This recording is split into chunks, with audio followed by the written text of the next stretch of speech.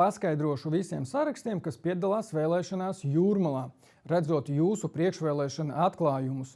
Jūrmalniekus, kuri balso par Trūksni, neuztrauc, kādi meži tiek izcirsti, kādas villas ceļ kāpu zonā vai ka būvnieki pateicās Trūksnim. Jūrmalniekus, kuri balso par Trūksni, neinteresē, ka tam patīk apdulināties ar kokaīnu, draudzēties ar zaļo pūķi vai darba laikā spēlēt golfu. Viņus interesē brīva biļete, 100 eiro zālēm un 90% atlaide. Viņus interesē Jūrmalas sociālisms. Viss. Viņi nesaprot, ka nauda, ko dala, ir viņu paša.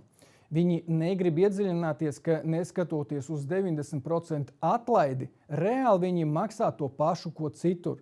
Viņi arī nesaprot, ka Jūrmala ir pārvērtusies par guļam rajonu Ķengaragu pie jūras.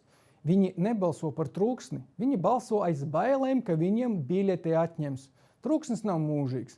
Tāpēc gatavojieties šiem laikiem, kamēr šis ir pie samaņas, lai atnāktu uz fotosesiju, jo dzīvajā viņš jūrmalniekus ciest nevar. Šī būs favorīts. Vai arī pārlieciniet vēlētājus, ka jūs šo visu saglabāsiet un pa virsu vēl ko uzmetīsiet, tad jums parādās iespēja.